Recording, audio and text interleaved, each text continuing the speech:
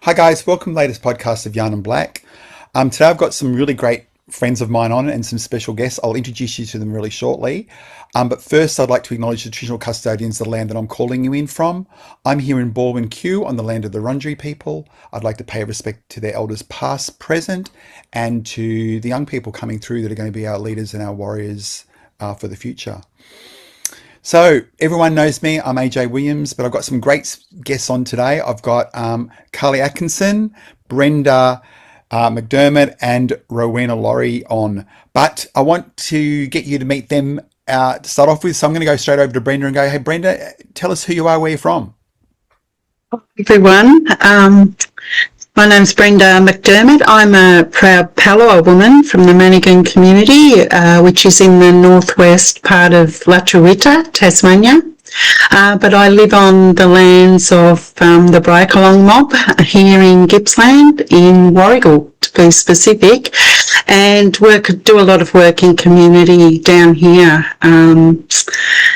So that's me, and it's nice to meet you all. Awesome, Brenda. We'll go to Carly. I'm doing alphabetical order. Carly.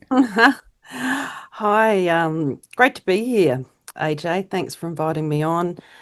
My name, as AJ said, is Carly Atkinson, or as Mum calls me, Caroline, when I'm in trouble. You can call me Carly for today. I'm a proud Bundjalung woman, which is part of a larger nation. My grandfather's country is in Grafton area, and I'm currently living on Widjabul country, which isn't far from where Grandpa was born. And I'm also a Yiman woman. And a lot of people say, where's Yiman country, Carly? It's if you kind of follow the Upper Dawson River, kind of then inland a little bit from Rocky, like Taroom area, that's Yiman country. And who else am I? I'm also a social worker, obviously, as we all are. Yep. And the CEO of an organisation my mother founded called We Are Lee, which focuses on culturally informed and trauma integrated healing programs. And I don't know how much more you want to know about myself, but I can't not say that I'm a mother of twins, a boy and a girl, who I have managed to get to 21 years of age. Whoa. I think they've got themselves there too, but I actually usually introduce them first because they're my greatest pride, to be honest. Another little bit, I'm also apparently an associate professor at Melbourne University. I don't know what I mean by apparently, but maybe it still surprises me with that title.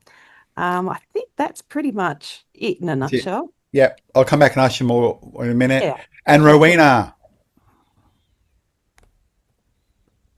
I was just unmuting myself, but thank you so much for inviting me into this space, AJ, to share stories with Brenda and Carly, and just such deep regard and respect to everybody in this space. Such profound respect for all of your work and the incredible contributions that have inspired me to be here as well. Wambaiwa, Nairowena, Yadigagu. I live and work and was raised on Darkingham community. It's on the eastern seaboard of New South Wales, in between Sydney and Newcastle. It's what I like to say has got the best of both worlds, and so I'm deeply embedded in that community. In my earlier years, I grew up on Wiradjuri country. I'm a descendant of the Wiradjuri Nation and also the Waka Waka Nation, which is southeast of Brisbane, southeast Queensland. And my matriarchal line goes straight up to the Gulf of Carpentaria, Leichhardt River, North Leichhardt River specifically. But Central Coast is very much home for me, and I have raised my children there. I'm a mum of 2 biological children and have had the pleasure of being auntie and carer to many other children in my life. My eldest is 30 now, so 31. So they just keep growing. And actually the most amazing thing happened last year that I just have to share. I think it's not necessarily related to career, but it is related to, I guess, who I am as a mum and a person. The greatest thing for me was that I got to donate my kidney to her last year. So that was really cool. And it was really, really powerful because you really understand the power of community in those spaces, and how deeply held you are in family and community and spaces. Yeah, it just really, really helps. So yeah, that's a little bit about me as a human, I guess. But lover of life and all things.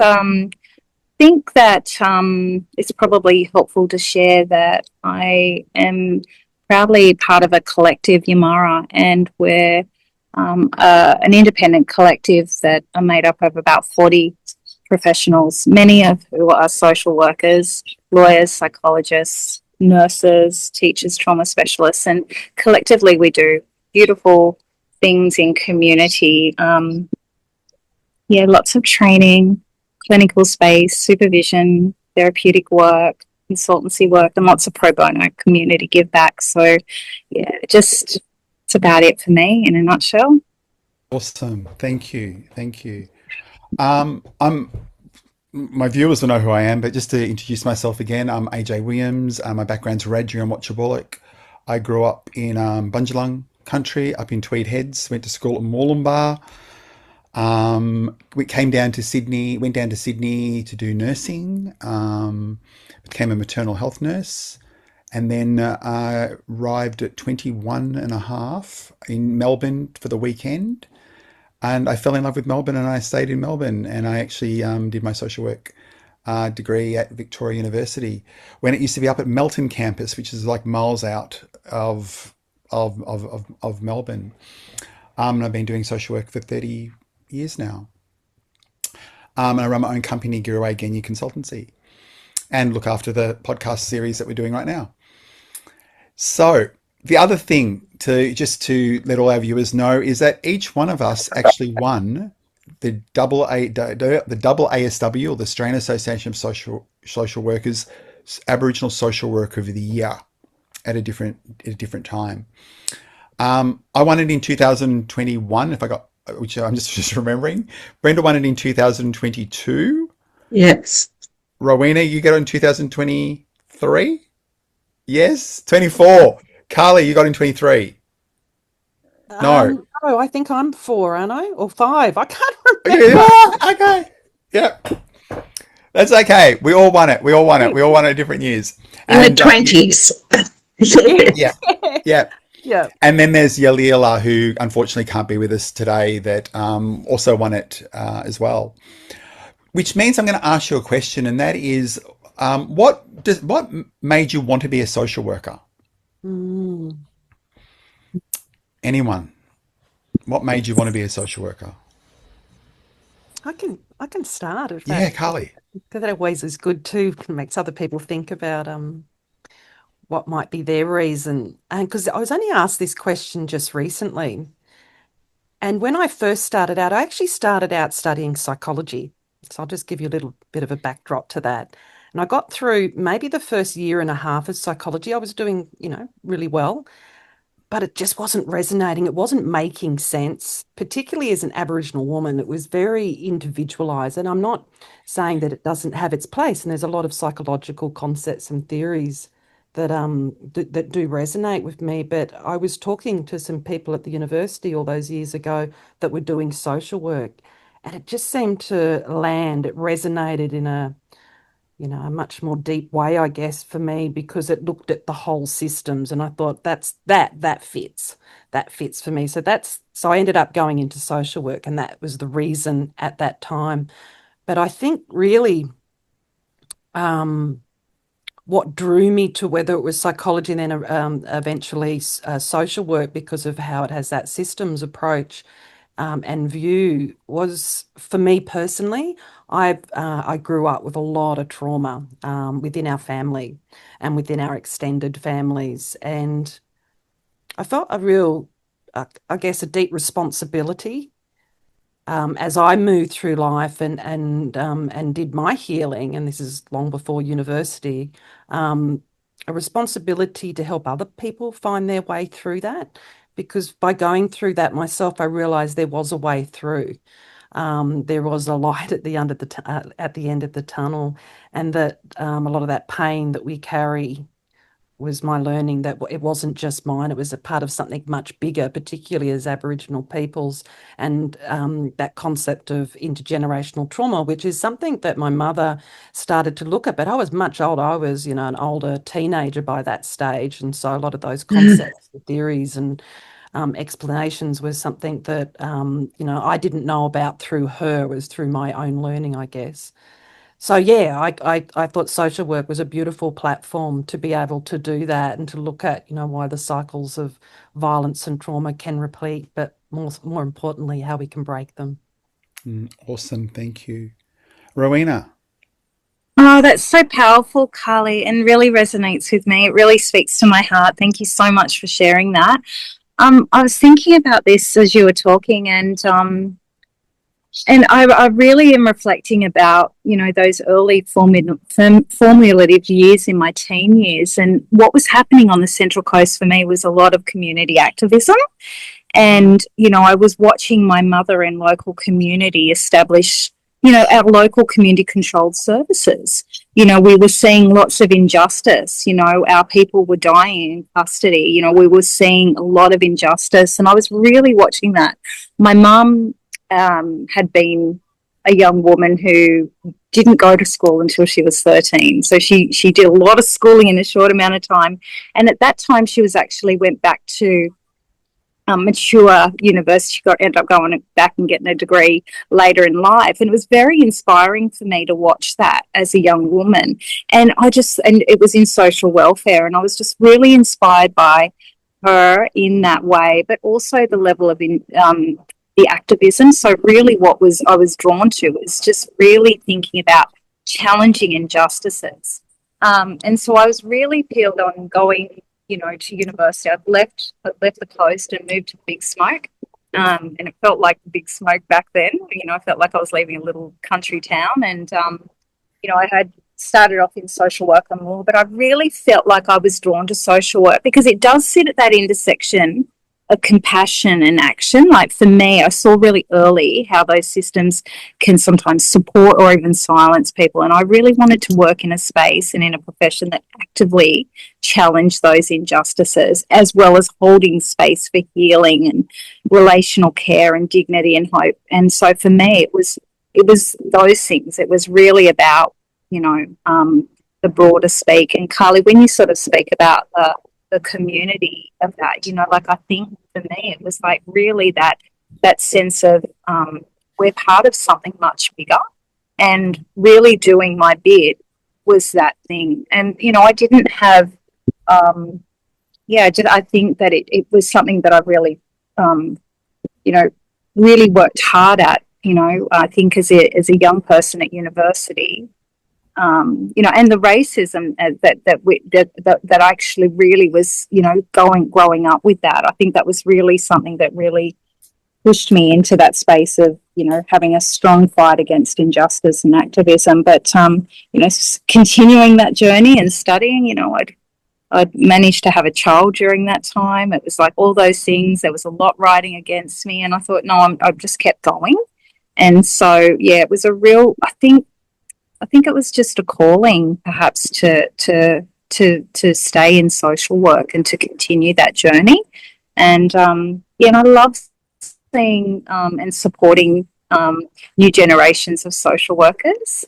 And I love that this is a platform where we're kind of sharing these yarns and building supports and networks and communications as Aboriginal social workers. It's really powerful, and I feel really grateful to be in this space. So, that's it for me. Yeah, thanks, Rowena. Beautiful. Brenda. Well, I've got a long story, but years ago, I had 5 children, a single mum, so I was very aware of the challenges being a single mum and bringing up children alone and all the stigma and all the stuff that goes with it. But I had a teaching degree, and I began early childhood teaching out in rural communities. And what I found was I started to write, there was no VELDF then, the Victorian Early Years Learning Development Framework, so I started writing my own curriculums with much challenge. And I've met a lot of resistance. So I went on to a Master of Education, try and address how I can put an Aboriginal curriculum into the early childhood curriculum, which was enormously challenging, but at the same time, one of the best learning curves of my life.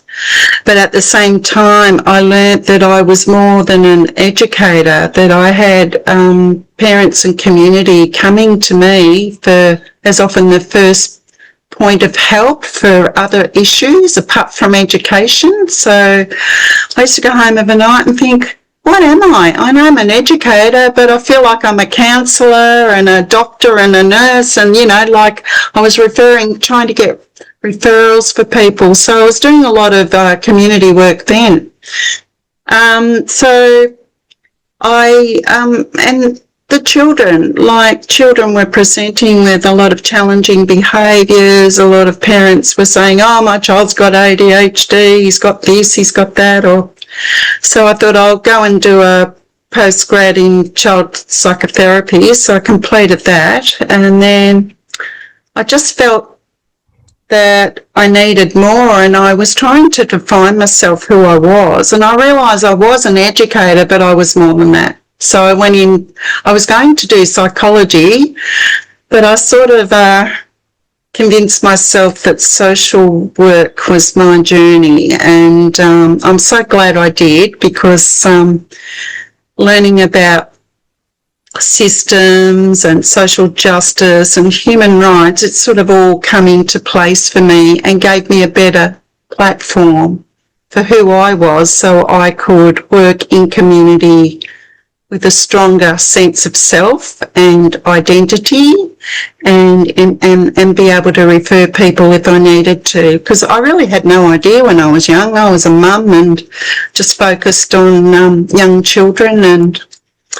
so I've had quite a journey. And then from teaching, I went in to work with VACA for a year as a family violence group therapist for young people. And then I went into government and worked as a mediator and trained lateral violence, and became a JP. So I've had sort of quite a journey of work, and I really still am defining myself, as I guess we all do as we go through. But I believe now that I really have more time to give back, and I want to empower more people, and especially in our community. So I'm very active on boards now, and working in community on Aboriginal corporations, one in Lutruwita and one down here locally, and Aboriginal housing and so forth. So I have a busy role, but it's been a good journey so far. More ahead. Thanks. No, thanks, Brenda. For me, I was a kid in care myself. I had lots of different child protection workers throughout my life, and I wanted to, believe it or not, I did actually want to be a dancer when I was a kid, and I actually did dancing for 5 or 6 years. And I went to school, and I was really bullied a lot because I was Aboriginal, because I was in care, and because I did dancing. And I developed an eating disorder, so I was in and out of hospital, and I didn't finish year 10, and I dropped out of school. And I ended up in Sydney going for a job as an orderly at the hospital. And while I was being interviewed, the matron at the hospital said, someone's put out of our nursing program, would you like to become a nurse? And that's how I got into nursing. And so nursing wasn't my first ideal plan, but I actually went there for 3 years. So I was 17 when I started, 20, just before I turned 21, I graduated. Worked as a nurse for a couple of years. All up, I worked as a nurse for about 10 years, but I did nursing and social work at the same time for a little bit. But in 24, I actually injured my back at work, and it's really hard to not be a nurse. Sorry, not to be a nurse and not be able to actually lift and have a really bad back. So I actually sat down and looked at, I still love working in the hospital setting. I still love working with people. And then I started thinking about growing up in care. The people that helped me the most and didn't help me the most, I'll put it both ways, were a lot of social workers that I actually had. And I actually looked at the good social workers that I had and what qualities that they had, but also looked at the qualities of the social workers that I didn't find very helpful as well. And I went, you know what? I think I actually want to become a social worker and try to do things that I would have wanted someone to help me actually be able to navigate systems and understand processes and you know, I didn't really understand a lot of the concepts until you actually go off and study them. You go, oh, look, there's a theory behind why people do this and how people do this and how people end up in these circumstances. And so social work, I went in with not even wanting to actually, you know, help people at the end, but really to try to understand how all these systems work so that I could actually explain to young kids how these systems actually work and try to change the power imbalance that people had. Because I think as a kid growing up, I felt like I was always bullied or picked on because I didn't actually know how the systems actually worked. Now I've been able to twist it around and actually go, you know what? I know how bullying works now. Let's explain to the kid how bullying works and how they can actually out-bully the bully, if that makes sense, and how we can actually re-look at systems. So that's the reason I got into social work. And then I think once I got in, I loved it. And I've probably worked in lots of different areas. I love doing project work. So I love going to organizations to do small projects. But I did work in child protection for a bit.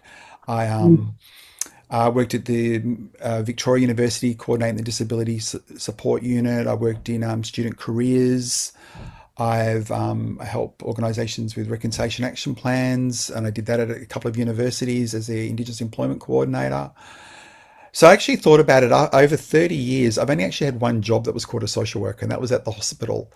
But everything else I wouldn't have been able to do unless I'd done my social work degree, if that makes sense, because I think it just opened my mind to the possibilities and the skill sets that you actually pick up, which means that I didn't realize how transferable social work really was. Because I want to be honest with you, as a nurse in a hospital, I only thought social workers came in and had cups of tea and talked to people.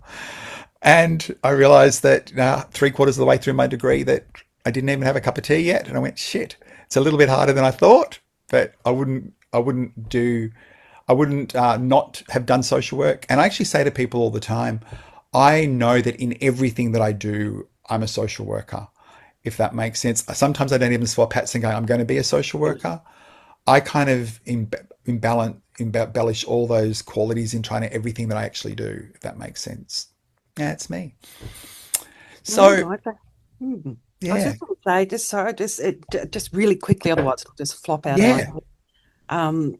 But I don't think I've actually had a social work position, as you were talking, in all of the positions that I have. But as you said, the framework and the way that you work, and even things like, for example, philosophical kind of concepts, they gave me a platform to really argue with some sort of authority, I guess. Not authority, I don't know if that's the right word, but with some sort of knowledge on every, in every place that I worked. I felt like I understood what was going on. Or if someone was coming at me with an idea, like a utilitarian idea. I remember when we did philosophy and social work, and I could name it and I go, that's where they're coming from. And so then I can approach it like this. But yeah, it's interesting. I've never had a social work, community development style jobs, but not social work. yeah. And as we ask sometimes, sorry, Rowena. No, I was just going to jump on the back of that conversation, actually, if I could, because I just think that was one of the appealing things for me as social work as well, because, like, I think I might have been a bit of a rebellious teen, maybe, wanting to revolutionise spaces, but it didn't pigeonhole you as a profession. There wasn't a specific, this is the only trajectory, this is the only pathway. And that, I think, when you talk about transferable skills and things that you can actually make contributions in, I think I knew that it would have a broad focus, but I didn't realise just how broad that might be. And that's exciting. So I just wanted to jump on the back of that and to ask you a question, AJ. Are you still dancing? No, but well, I've been helping. This is where we pivot and the I interview know. becomes the interviewer. I know. No, but I have actually the mentoring group at Scott's College that I've been working with for the last 10 years. This is my 10th year working with this same school. I helped with the choreography of their dancing and have got and helped with technique more than dance. And they actually performed for the first time at their school valedictorian night. So this school's been going 172 years, and this was the first Aboriginal group that's actually performed as the students themselves for their year 12 valedictorian. Well, that's deadly. So Love it.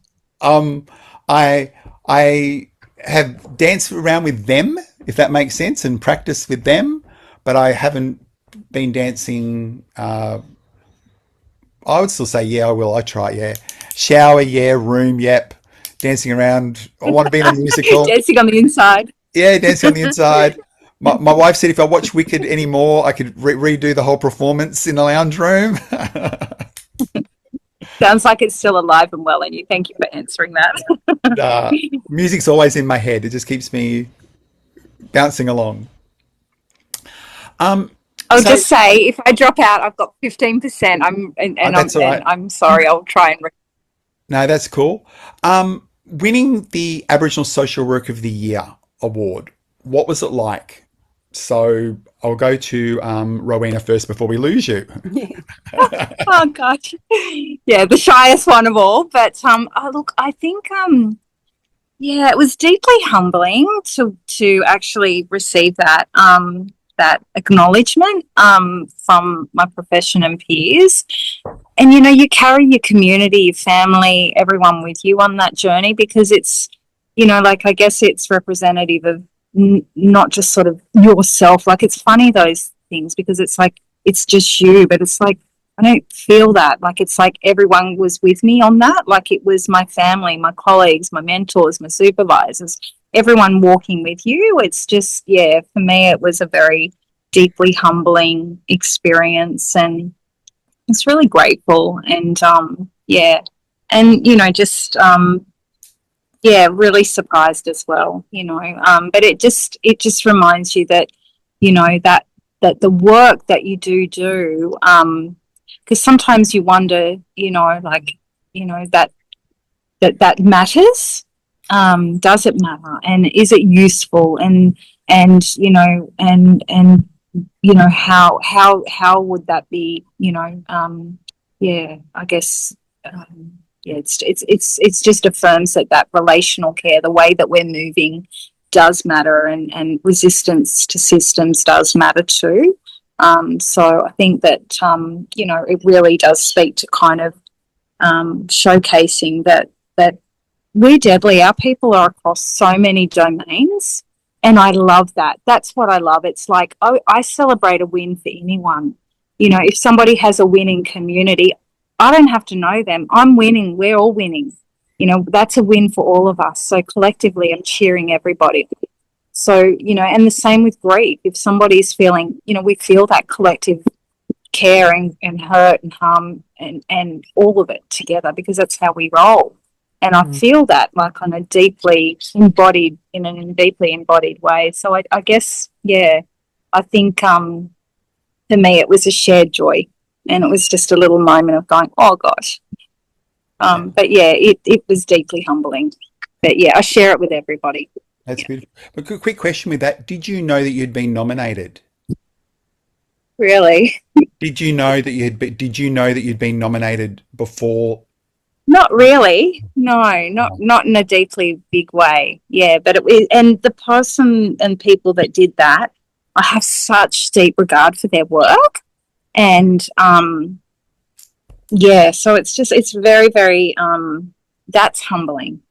That's that's affirming. That's and and yeah, I think it's a really beautiful thing. And yeah, And I do love seeing our people shine. It's just, yeah, it's a little bit like, oh, when it's yourself, it's like, oh, it feels a bit unusual. It's just that little bit of weirdness. But if I'm being honest, yeah, but it's deeply humbling and I'm grateful at the same time. Yeah, thanks, Rowena. I'm not big on awards for myself. No. I'm like to give them. That's okay. That's good. Carly. Yeah, Rowie, sis, I know what you mean. I absolutely love it when other people get awards, but I'm actually really a very shy person and an introvert, and I get a little bit embarrassed, and I shouldn't. I should celebrate that. But yeah, honestly, when I won the award, it felt a bit surreal, to be honest. I'm not someone that's won a lot of stuff in my life. I quite like being behind a little bit, if that makes sense. But it felt, and because of that, it felt really emotional. And a bit like what Rowie's saying, I didn't experience it as mine. It kind of felt like it belonged to mum and to my family and, to my elders and all the people in the community who've clearly trusted me over the years. So it felt like a collective win, very much so. And that kind of softened that embarrassment for me. Yeah. But it did make me feel seen in a system that I suppose hasn't always known what to do with Indigenous ways of working. Yeah. Yeah. And that reminded me that, leading, and that was a good thing, leading with culture and care and relationship, it actually matters. So Yeah. it was humbling. Yeah, and I was really, really proud to get it. Yeah. Thank you. Brenda. Yeah, I think I was a bit like Carly. I was a bit flabbergasted, to be honest, and I'm more introverted too. So I at first I thought, well, what do I do with this? And because, yeah, I had no idea really what it meant or what it could do.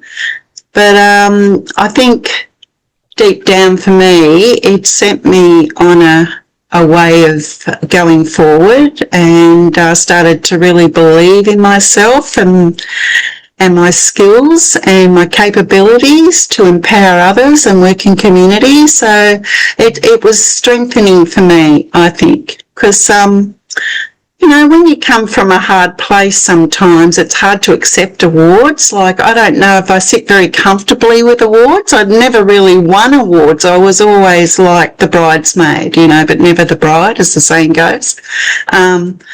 So for me, I just thought, right, what am I going to do with this? But it did empower me and give me some confidence about myself and the way forward. And I was very honoured and privileged to receive the award, but at first, I must admit, I had to get my head around it because we are humble, and I don't know, we try sort of not to sort of get out there and go, hey, I won the AASW, Social Worker of the Year award. Like, you don't go around saying that, but I've tried to use it to strengthen community and everything I do, and it's also empowered me to learn more, to be a better person, and to work harder in community, for community. Thanks. Oh, cool. I didn't even know that I was nominated on the night, and they announced it at the conference, and I wasn't even at the conference. It was online during COVID. It was 2021. And so I got a phone call about 20 minutes before going, AJ, can you come online? It's a AASW.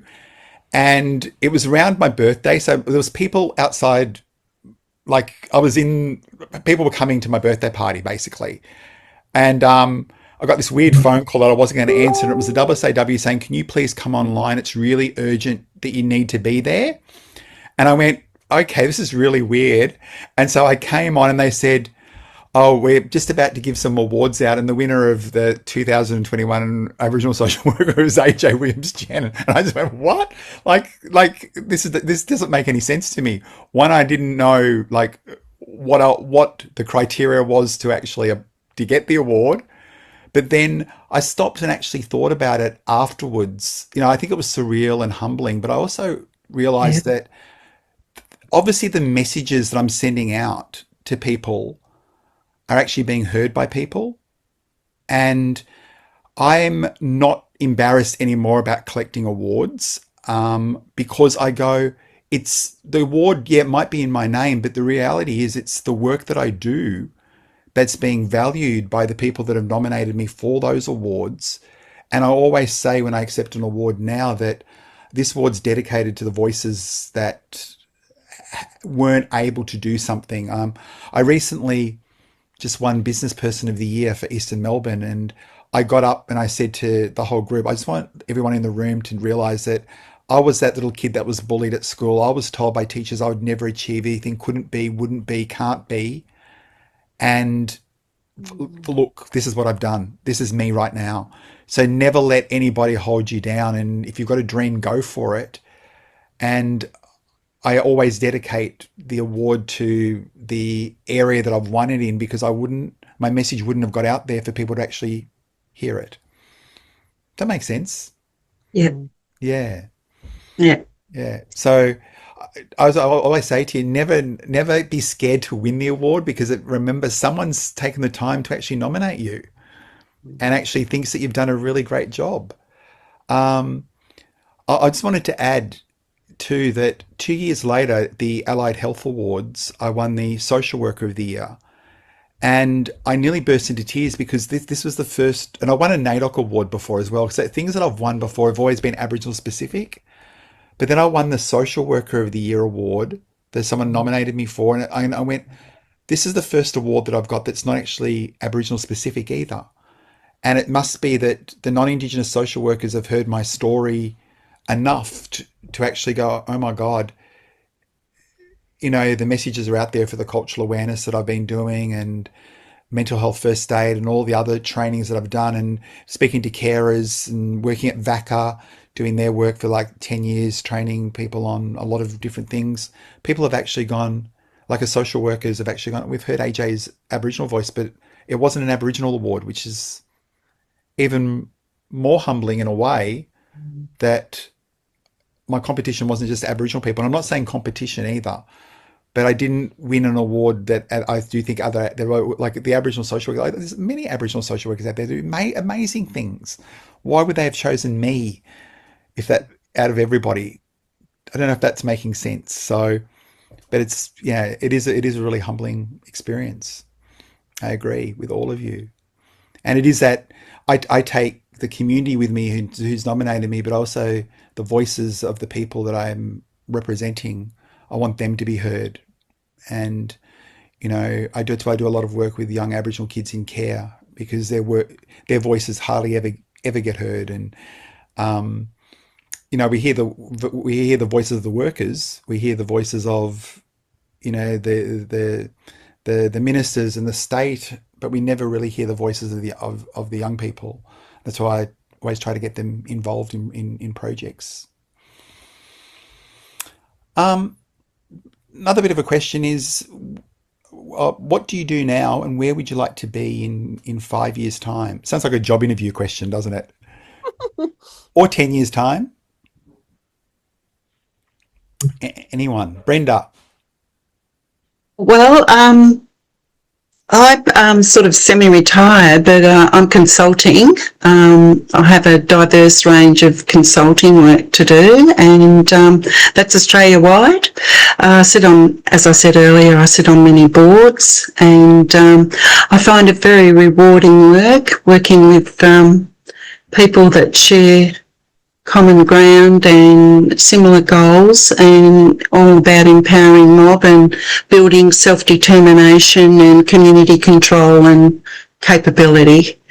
I'm very focused on getting young people into governance, and really interested in that now, and how we can try and sort of run our own things and do our own things for our own mob, and setting up with the Nindadana Quaranook Aboriginal Corporation. We've just set that up now. So we've got a massive job ahead of us. And I'm also working at Circular Head Aboriginal Corporation in Tasmania, because I've got to have my feet on the ground there too. But yeah, just very, well, mainly governance is where I've ended up, which is really, if someone had told me that 10 years ago, I don't think I would have believed them, but that's me. But also, yeah, potential study. I'd like to do a PhD, potentially on governance. But yeah, so that's all on the back burner at the moment. So we'll see where I go. But yeah, but really loving working in community and getting community control and Aboriginal voices up and running. It's a great job, and very honoured to be able to work with community. Awesome. Thanks, Brenda. Carly. Oh, Yeah. can we go to Rowena? I think that's a good idea, yeah, in case her phone dies. Yeah, Rowena. I'm on my iPad, but if it does, I'll go to my phone. And really, there was no need to give me precedence at all. It's such a broad question. Like, in terms of the work that I'm doing now, it's really with the collective and with Yamara, and really supporting the development of, really great practice across the field in terms of, really good supervision, clinical and cultural supervision, offering really good training. Have I gone yet? Is my battery gone? No. Continuing to do that work and really uplift and, community in that work. I guess really thinking about it, my kind of current work focuses around that leadership and advocacy, trying to support best practice across social work and intersecting professions. And I think I'm really committed to that, really committed to strengthening that, to growing the sector, really ensuring that we have standing footprint, some tracks created. Like, we're actually got really important legacy work to do, and that's about kind of honouring that work that's continuing to happen, that's inspired all of us. And I think, yeah, we're still co-creating that as a community as well. So I'm really invested in that. I really want to see that continue to happen. I really want to see that our workforce don't get to do that, carrying that unsustainable colonial load all the time. That's really problematic.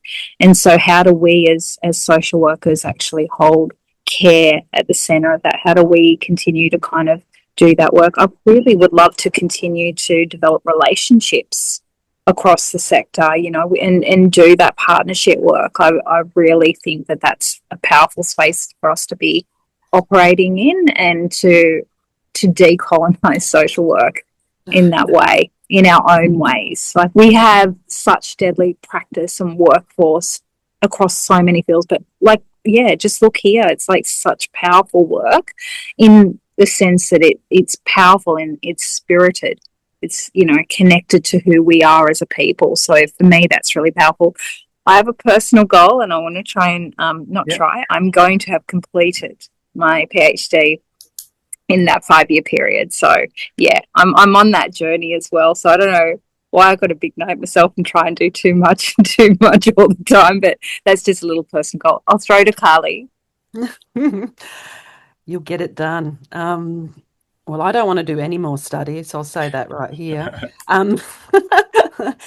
Look, I just want to keep doing the work in a way that stays real. I'd like to see some of those systems that we work within and around soften a bit and slow down, and actually truly listen to communities. And, within the area that I'm working on, I want to see more partnerships too, because we can't do this alone. And part of that circle of care and circle of practice is actually, connecting with each other and saying, well, what are you doing and what can we do and how can we hold each other up? Because it's a tough area to work in, especially trauma informed. And actually, talking about the word trauma informed, this is something I'd really love to see. One of the terms I use is trauma integrated.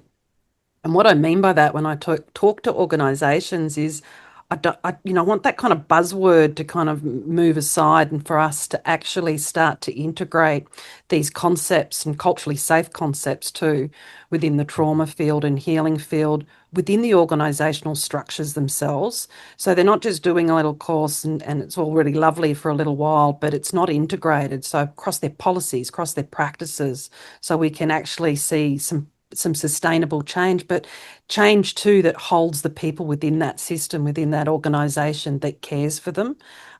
Because I see a lot of burnout, including myself. I can put my hand up, but thankfully I know what it's like to work in an organisation where I'm really held and looked after, and it just makes such a difference. I want to create some more space in the next 5 years. I want to write more. I want to get a couple of books done.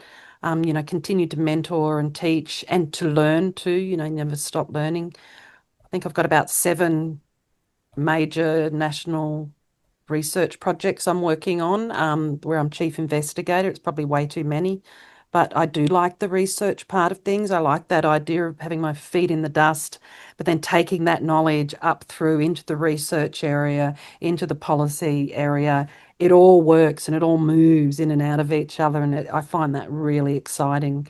And I never take my feet out of the dust too. I'm still working in community. I still keep my feet within the workshops that we run, not as many as I used to because I don't have as much time, but I still run the workshops, even if it's just a few a year. And definitely now facilitated training just so I can stay on the ground. And yeah, I suppose creating more spaces where people can breathe again. I want to be, very much involved in that within our own selves, within our organisations, within our communities, within our families. Awesome. Where do I see? This year I'm turning 55, and that was 55, and I'm realizing that this is the 30 years I've been doing social work next year, since I've graduated. I am slowing down a little bit. I'm looking for not retiring, but I'm wanting to do my PhD. I am talking to another couple of universities at this particular moment. But I want to look at body image issues of young Aboriginal boys. And does culture play an impact on what you look like? I noticed working with a lot of young Aboriginal boys, there are a whole range of body image issues that can be explored, and I would like to do it by articles as well. My whole thesis around articles on different topics of looking at body image.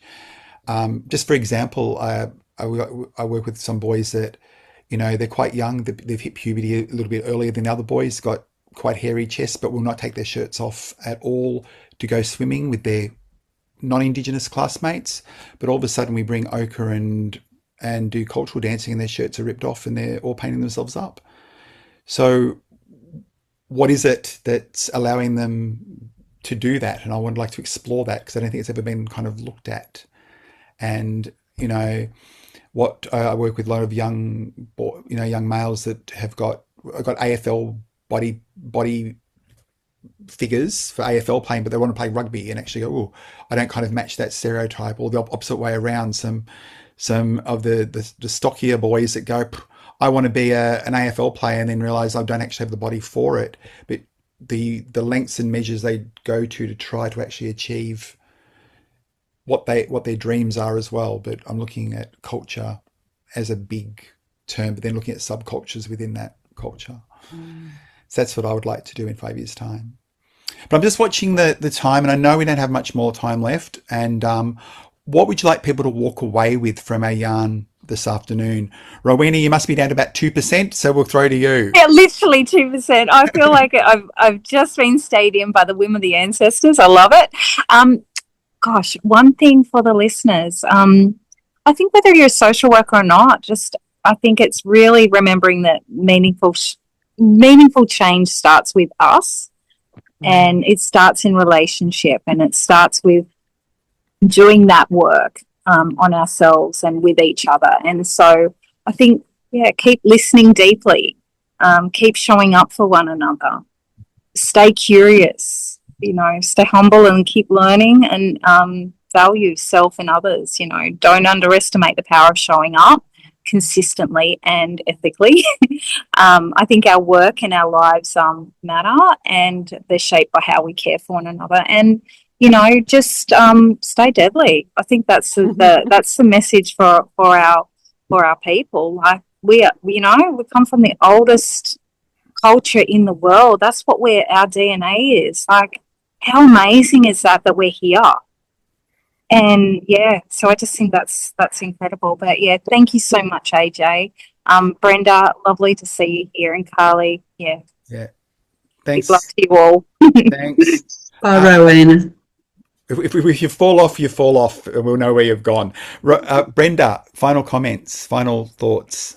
Oh, we all know life's a journey, but keep going strong. I mean, if I look back, I'm not the person I was 10 years ago, 20 years ago, 30 years ago. I won't tell you how old I am, but I can go on. Age has given me strength. I just think that I wish I know now, like, I could go back with what I know now, and I think, I could have achieved a lot more, but, that's the beauty of sort of acquiring wisdom and using your knowledge and sharing it as I get older. I sort of realise the value of giving back and trying to do as much I can for community, and it is an intrinsic reward, but it's not really a pay job. But I just get a lot of joy out of that now, like giving back and seeing young people come into leadership. And I'd just like to say to all the young people out there, keep going, stay strong. We all get knockbacks and we all have things that go wrong in our lives, but you will get through. We still have the beautiful land and country and the sky and the water, and there's plenty of things around to make us feel good, and our communities, of course, and watching young people grow and develop is a very rewarding journey for me anyway, that I love to focus on. So, and also just doing my best. I don't know how long I've got, or because I'm nearly 68 years of age, so time's ticking on for me, but I think I'm just getting to a better position in my life and the way I look at things. So you've all got that to look forward to. Thank you. Thank you. And Carly. Yeah, what do I want people to walk away? That's a huge question, isn't it? I suppose, and I was just listening to Rowie and you, Auntie, and I hope people walk away feeling just a bit more human, after hearing our stories and how we got from A to B and still where we're going, which is C, D, E, whatever. It's been a journey, much like you, AJ. I think it was you that was saying you didn't go to year, or maybe it was you, Auntie Brenda. Someone said that they didn't get to year 10. I didn't, I didn't. I think I just finished year 10, and then I didn't pass it and left, and now I've got a PhD. Things can change and life changes, and I suppose it's having that hope, so I hope that they walk away, a bit more open, a bit more gentle with themselves and others around them too, and knowing that there is, the possibility for change is there. I hope they walk away, with the knowledge that, and us blackfellas know this, that, authentic, empathetic connection, relationships, it's the key. Whether you're a social worker, I don't care what profession you have, that is the key. And, that I hope they walk away remembering too, in the work that we do, and certainly that I do, and I know others do in the trauma healing field, it's actually not about fixing people. It's all about reconnecting people, to themselves, to their families, to their community, to story, to culture, to country. And that gives you a sense of belonging, and that's really where the medicine is. Yeah, beautiful. Do I have a final comments? I would like people or young people just to keep dreaming that, nothing, yeah, we all face challenges, and I'm not denying anyone that they've ever not had to face challenges, but don't let some of those challenges define who you actually are. That, you know, if I'm was that kid that was bullied and homeless for a while, and I had that one matron at the hospital that changed my life. Basically, I want to help change people's lives, even if I have to do it one at a time sometimes, but get people to just see outside of the box that they sometimes put themselves in, and they don't think there's any way out of that box. I just want to help them open the lid and see that there's something outside of the box, that the box doesn't define who you are forever. That's what I want to say. I love that. Yeah. Now, I want to say thank you for both of you for joining us, Brenda and Carly, and Ro fell off. And guys, I'll see you at the next podcast. And guys, I love the work that you do. Please stay healthy and safe. And we might even get you back for another one in about 6 months' time, where we can actually get Yalila to join us as well. And Carly with battery power. Oh, no, sorry, Rowie with battery power.